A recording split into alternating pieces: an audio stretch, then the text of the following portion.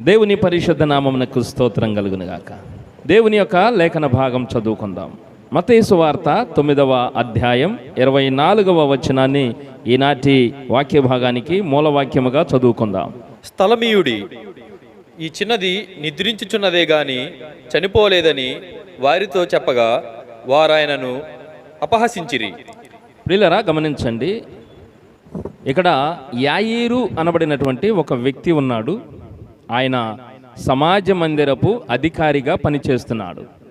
పూర్వం దినాల్లో, అంటే పాత నిబంధన గ్రంథంలో సమాజ మందిరాలు ఉండేవి.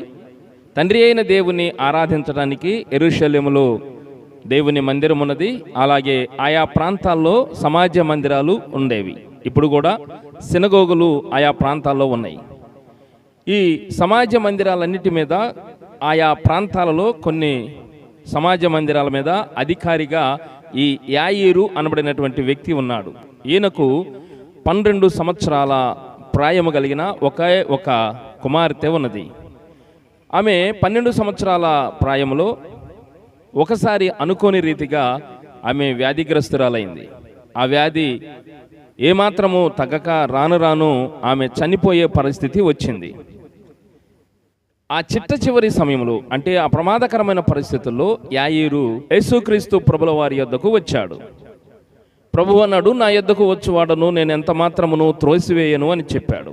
ఆ మాట ప్రకారమే ప్రభువారు ఒకరోజు తన సువార్త యాత్రలో భాగముగా ఒక ప్రాంతంలో వీధిలో సువార్త ప్రకటించుచుండగా ఈ యాయీరు యేసు ప్రభువారి దగ్గరకు వచ్చి తన యొక్క పరిస్థితిని ప్రభువుకి విన్నవించుకొని, నా కుమార్తె చావ సిద్ధమై ఉన్నది ప్రభువా, మీరు నా కుమార్తెను బ్రతికించండి అని శరణు వేడినప్పుడు యేసుక్రీస్తు ప్రభుల వారు కూడా అంతే ప్రేమతో స్పందించి తన గృహమునకు, యాయీరు గృహమునకు వెళ్ళుటకు సిద్ధపడ్డాడు. బయలుదేరి వెళుతూ ఉన్నారు. అదే సమయంలో అక్కడ ఒక అద్భుతం జరిగింది. ఏమా అద్భుతం అంటే, 12 సంవత్సరాల నుంచి రక్తస్రావ రోగంతో బాధపడుతున్న ఒక స్త్రీ అద్భుతముగా స్వస్థత పొందింది. 12 సంవత్సరాల నుంచి ఆమె రక్తస్రావ రోగముతో బాధపడుతుంది. అక్కడుంటది, ఆమెకున్న ఆస్తి అంతయు ఆ వ్యాధి నయము కొరకు వ్యయపరిచేసింది. అనేక వైద్యుల చేత తిప్పలబడింది. వైద్యుల వల్ల ఏ విధమైనటువంటి మేలు కలగలేదు గనుక ఆమె నిరాశ చెందుతుంది. ఆ సమయంలో ఆమెకు ఒక మంచి శుభవార్త అందింది. అదేమంటే, యేసుక్రీస్తు ప్రభుల వారు తానే స్వయముగా ఈ గ్రామంలోనికి, ఈ వీధిలోనికి, ఈ ఇంటి ప్రక్కకు వస్తున్నాడు అన్న సంగతి ఆమెకు తెలిసింది. ఎప్పుడైతే ఈ శుభవార్త తెలుసుకుందో ఆమె ఎంతో సంతోషించి, ఆమె మనసులో అనుకుంది, నేను బాహాటముగా వెళ్ళి ప్రభువుకి అగపడలేను కనుక నేను రహస్యముగా వెళ్ళి ఆయన వస్త్రపు చెంగును మాత్రము ముడితే చాలు, నాకు స్వస్థత వస్తుంది అని ఆమె విశ్వసించింది. ఈ అద్భుతాన్ని చూశాడు ఈ యాయీరు. తన కళ్ళ ముందే స్పష్టముగా లైవ్లో చూశాడు. తన కుమార్తె బ్రతికిద్దో చనిపోద్దో అన్న ఆందోళన చెందుతున్న యాయీరులో ఎప్పుడైతే ఈ అద్భుతాన్ని చూశాడో కొండంత ధైర్యం, పట్టజాలనంత ఆశ, ఎంతో విశ్వాసము ఆయనలోకి వచ్చి చేరింది. కనుక యేసు ప్రభు వారితో పాటు ఉటాహుటిన చకచకన తన గృహము వైపు అడుగులు వేశాడు యాయీరు. ఇదే సమయంలో యాయీరు ఇంటి వద్ద నుండి కొంతమంది మనుషులు వచ్చి యాయీరును పక్కకు పిలిచి, అయ్యా, బోధకుడిని ఇక శ్రమ పెట్టొద్దు, ఎలా అనగా నీ కుమార్తె చనిపోయింది, నువ్వు త్వరగా రమ్ము, మనము చాలా పనులున్నవి, వాటన్నిటినీ మనము ముగించాలి, నువ్వు రమ్ము అని ఆయనను చెప్పాడు. ప్రియులరా, ఎప్పుడైతే మనము విశ్వాసములో బలపడతామో, ఎప్పుడైతే విశ్వాసములో కాస్త ధైర్యం చెందుతామో, అదే టైంలో అపవాది మన విశ్వాసాన్ని సన్నగిల్ల చేస్తుంది. ఏదో ఒక వార్త ద్వారా, ఏదో ఒక భయము ద్వారా మనలో ఉన్న విశ్వాసాన్ని కాజేస్తుంది. అపవాది మన విశ్వాసాన్ని కాజేయటానికి అనేక రకాల ప్రయత్నాలు అనునిత్యము సలుపుతూనే ఉంటుంది. నా జీవితంలో కూడా యేసు మీద మనకు విశ్వాసం కలిగినప్పుడు ఆ విశ్వాసాన్ని కొల్లగొట్టడానికి అనేక విధమైనటువంటి యత్నాలు అపవాది చేస్తుంది. కానీ అప్పుడు ప్రభువు యాయీరు యొక్క పరిస్థితిని చూసి యాయీరు భుజం మీద చేసి భయపడకు, సందేహపడకు, నమ్మిక మాత్రము ఉంచు అని చెప్పి ధైర్యం ఇచ్చి యాయీరు గృహమునకు యాయీరుతో పాటు కూడా వెళ్ళాడు. దేవునికి స్తోత్రం, హల్లెలూయా. యాయీరు ఇంటికి వెళ్ళినప్పుడు అక్కడ జరిగిన సందర్భం, సిచ్యువేషన్ ఏంటంటే, యాయీరు కుమార్తె చనిపోయినప్పుడు ఆ బాలిక యొక్క దేహమును గృహములో ఉంచి, గృహము లోపటను బయటను అనేక మంది రోదన చేయు స్త్రీలు ఉన్నారు. యూదులలో ఇది ఒక వింతైన ఆచారం. చనిపోయినప్పుడు, ఎవరైనా చనిపోయినప్పుడు ఆ చనిపోయిన వారి కొరకు అంగలార్చట కొరకు అంగలార్పు స్త్రీలను పిలుచుకుంటారు. వారు ఆ గృహము నిండా నిండిపోయారు. బంధువులతో కానీ స్నేహితులతో కానీ అందరితో ఆ గృహం నిండిపోయింది. ప్రభువారు ఆ ఇంటి దాకా వచ్చినప్పుడు ఇంటి లోపలికి వెళ్ళటానికి స్థలము లేదు. అప్పుడు యేసయ్య అన్నాడు, స్థలమియుడి, ఈ చిన్నది నిద్రించుచున్నదే గాని చనిపోలేదని వారితో చెప్పాను. ఎప్పుడైతే యేసయ్య ఆ మాట చెప్పాడో వారు యేసయ్యను అపహసించారు. ప్రియులారా, బోధకుని యొక్క విలువ తెలియకపోతే మనము బోధకుని అపహాస్యం చేస్తాం. ఆ వ్యక్తి ఏమయ్యున్నాడో తెలుసుకోకపోతే అతని మాటలను మనము అపహాస్యం చేస్తాం. ఇక్కడ ఒక మాట మీకు చెప్పాలి. యాయీరు కుమార్తె చనిపోలేదు, ఆమె నిద్రించుచున్నది అన్నాడు. మన దేహములో ఆత్మ అనే చిన్నది ఉన్నది. ఆ ఆత్మ యేసుక్రీస్తు ప్రభుల వారు మన జీవితంలోనికి రానంత వరకు ఆ ఆత్మ నిద్రిస్తూ ఉన్నది. ఆ ఆత్మను తట్టి లేపి బలపరిచి దృఢపరచగలిగిన శక్తి కేవలం యేసుక్రీస్తు ప్రభుల వారికి మాత్రమే ఉన్నది. భూమి మీద ప్రతి మనుషుడు తెలుసుకోవలసిన విషయం ఏంటంటే, ఈ లోకయాత్ర అంటే ఈ లోకములో ఏదో ఒక సమయంలో మనము ఈ లోకమును విడిచిపెట్టి వెళ్ళిపోతాం. వెళ్ళిపోయిన తర్వాత పరిస్థితి ఏమిటి అని ఒకసారి ఆలోచన చేస్తే అక్కడ రెండు ఉన్నవి. ఒకటి పరలోకము, రెండు నిత్య నరకము. నరకము అగ్నిగుండము, నరకము పండ్లు కొరకట, ఏడ్పు, శోధన, వేదనలు ఉన్నాయి. నిత్య రాజ్యములో శాంతి, సమాధానము, పరిశుద్ధాత్మ యందలి ఆనందము ఉన్నది. కనుక మనము నిత్య రాజ్యము చేరాలా, ఆ నరకమునకు వెళ్ళాలా అనే నిర్ణయము మనము ఈ లోకములో ప్రాణముతో ఉండగానే తీసుకోవాలి. ఈ ప్రాణము పోయేలోపే మనము తీసుకోవాలి. అందుకు అపోస్తల కార్యముల గ్రంథములో ఈ మాటను మనము చూద్దాం. అపోస్తల కార్యముల గ్రంథం 17వ అధ్యాయం 26వ వచనం. మరియు యావత్ భూమి మీద కాపురముండుటకు ఆయన ఒకని నుండి ప్రతి జాతి మనుషులను సృష్టించి, వారు ఒకవేళ దేవునిని తడవలాడి కనుగొందురు ఏమో అని తన్ను వెతుకు నిమిత్తము నిర్ణయ కాలమును వారి నివాస స్థలము యొక్క పొలిమేరలను ఏర్పరచెను. భూమి మీద, యావత్ భూమి మీద మనుషులను దేవుడు సృష్టించాడు. ఎలా సృష్టించాడంటే ఒక మనిషిని నుండే సృష్టించాడు. భూమి మీద ఇంతమంది, సుమారుగా 800 కోట్ల ప్రజలు ఉన్నారు. ఇంతమంది ప్రజలు ఒక్క మనిషి నుండే వచ్చాడు అని దేవుని వాక్యం చెప్తుంది. ఆ ఒక్క మనుషుడు ఆదాము. ఆదాము నుండి వచ్చినటువంటి ఈ మనుషుల జీవితాలలో నిర్ణయ కాలమును పెట్టాడు. వారి నివాస స్థలం యొక్క పొలిమేరలను ఏర్పరిచాడు. అంటే మరణకాలము, ఈ లోకమును విడిచే కాలము, అది పొలిమేర. ప్రతి ఊరికి పొలిమేర ఉన్నట్టు మన నివాస స్థలమునకు పొలిమేర ఉంది. ఆ పొలిమేర నిర్ణయ కాలము నిర్ణయించబడింది. ఈ పొలిమేర దాటే లోపే మనము దేవుని తడవులాడి తెలుసుకోవాలి. దాని కొరకు దేవుడు ఒక నిర్ణయ కాలమును పెట్టాడు.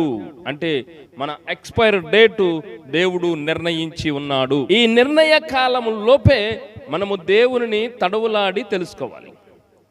దేవుని తడవులాడి తెలుసుకోవాలని దేవుడు ఏర్పరిస్తే ఆ దిశగా మనము అడుగులు వేయవలసిన ఆవశ్యకత ఉన్నది. నేనన్నాను, యాయీరు కుమార్తెను అలా ఉంచి మన దేహంలో ఉన్న ఆత్మను గురించి మనం మాట్లాడుకుంటున్నాం. మన ఆత్మ నిద్రించుచున్నది. కారణం, దేవుని వాక్యము లేక దేవుని సత్యము తెలియక మనము నిద్రించిన ఆత్మను కలిగి ఉన్నాం. ఇప్పుడు యేసయ్య అన్నాడు, ఆ చిన్నది నిద్రించుచున్నదే గాని చనిపోలేదు. ఆమెకు ఏమి కావాలంటే దేవుని వాక్కు కావాలి. దేవుని వాక్యం ఎప్పుడైతే ఆమె దగ్గరకు వస్తుందో ఆమె మళ్ళీ బ్రతికే ఛాన్స్ ఉంది. స్తోత్రం, హల్లెలూయా. కనుక ఇప్పుడు అన్నాడు, స్థలమీయుడి, ఈ చిన్నది నిద్రించుచున్నది.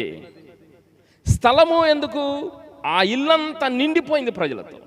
ప్రియులారా, మార్కు సువార్త 7వ అధ్యాయం 21వ వచనం, లోపల నుండి అనగా మనుషుల హృదయములో నుండి దురాలోచనలను, జారత్వములను, దొంగతనములను, నరహత్యలను, వ్యభిచారములను, లోభములను, చెడుతనములను, కృత్రిమమును, కామవికారమును, మత్సరమును, దేవదూషణయు, అహంభావమును, అవివేకమును వచ్చును.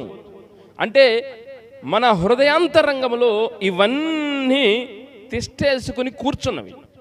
ఇవన్నీ మన హృదయంలో నివాసం చేస్తున్నవి.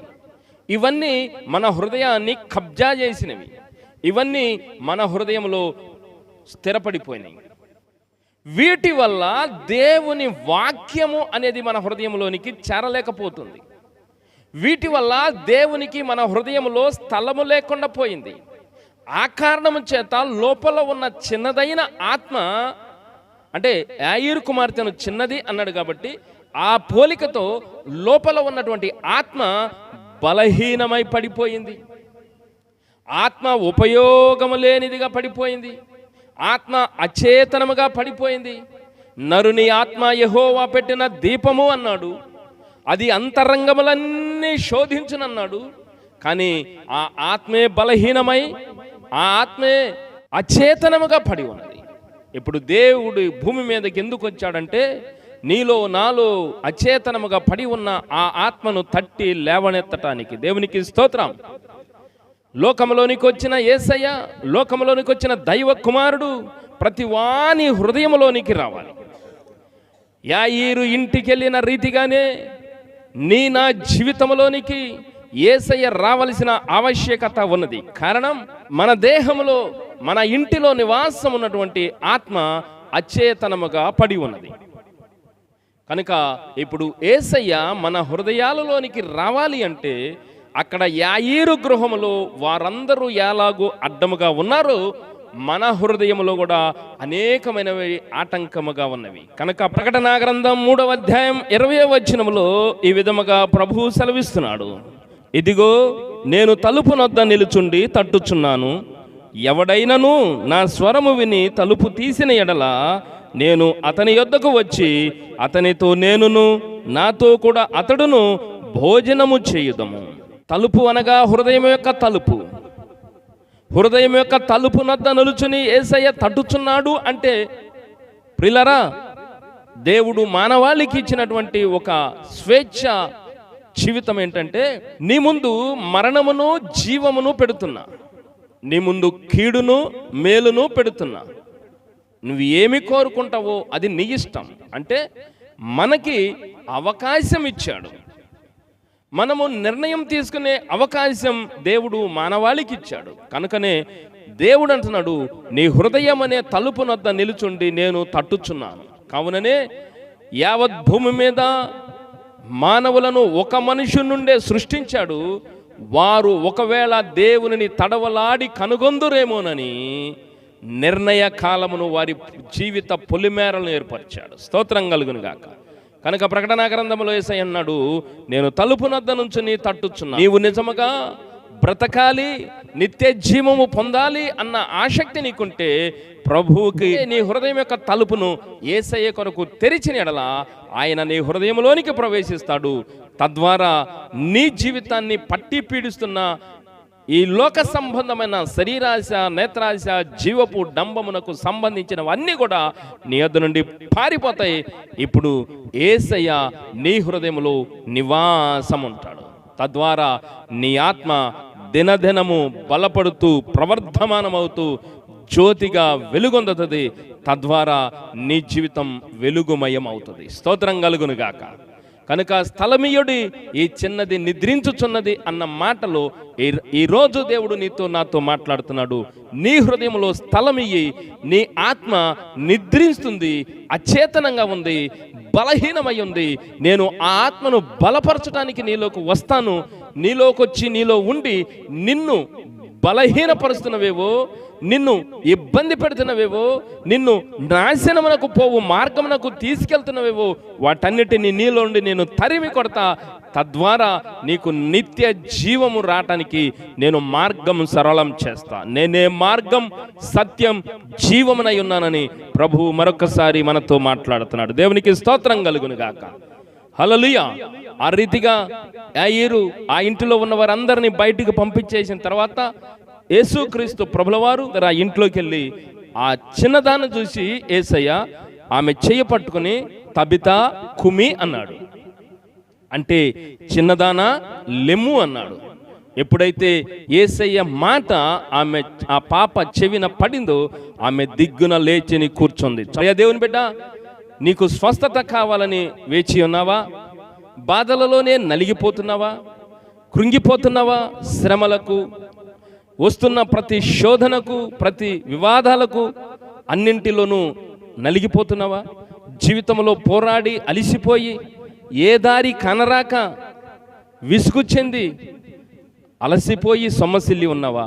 అయితే ఈ రోజున ప్రభువు యొక్క వాక్యము నీతో మాట్లాడుతుంది. ధైర్యం తెచ్చుకో.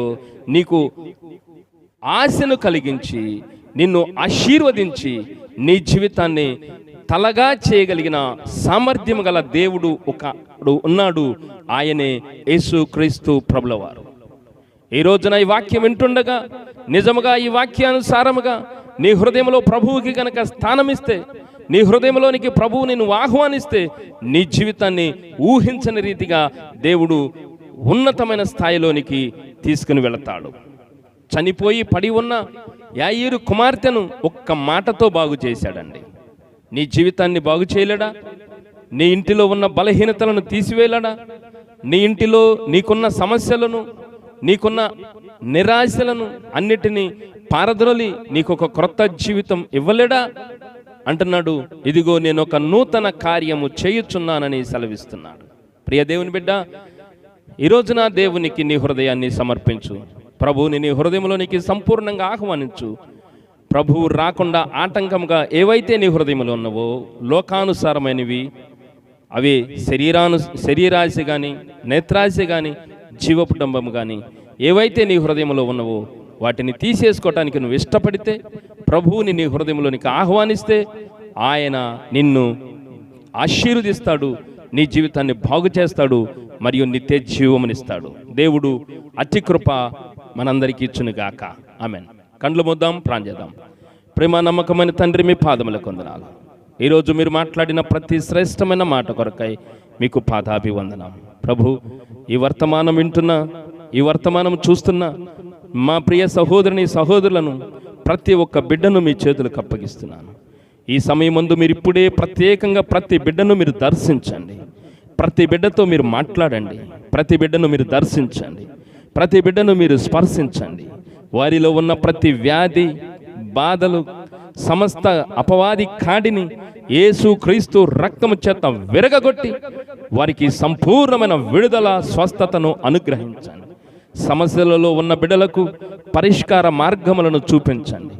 ఆవేదన చెందుతూ నిరాశ్రయులైనటువంటి బిడ్డలకు ఆశ్రయమును కల్పించి మేలుతో తృప్తిపరచండి. ప్రభు, ప్రతి బిడ్డను మీ చేతులకు అప్పగిస్తున్నా. వారిలో ఉన్న ప్రతి బలహీనతలను, ప్రతి వ్యాధులను, ప్రతి రోగములను, ప్రతి రుగ్మతలను, ప్రతి చీకటి సంబంధమైన సమస్యలను, ప్రతి శోధనలను వారి యొద్ద నుండి తరిమి కొట్టుటకు మీ బలిష్టమైన హస్తమును, దయగలిగిన హస్తమును ప్రతి బిడ్డ మీద చాపమని ఈ ప్రార్థనలో ఏకీభవించిన ప్రతి బిడ్డను ఇప్పుడే మీ ఆత్మ ద్వారా సంధించి, ప్రతి బిడ్డలోనికి మీ జీవము కలిగిన ఆత్మను పంపించి, పరిశుద్ధాత్మ అభిషేకము చేత ప్రతి బిడ్డను మీరు కనికరించి, స్వస్థపరిచి, విడిపించి మహిమ పొందుకోమని, ఆ రీతిగానే మీ రక్తము చేత వారి ప్రతి దోషమును ప్రతి పాపమును కడిగి మీ ఎదుట వారిని పవిత్రులుగా పరిశుద్ధులుగా చేర్చుకొనమని సమస్త ఘనత మహిమ ప్రబలారోపిస్తూ యేసు క్రీస్తు ప్రశస్త నామమున ప్రార్థించి వేడుకుంటున్నాము తండ్రి. ఆమేన్. దేవుడు మనల్ని దీవించునుగాక. ఆమేన్.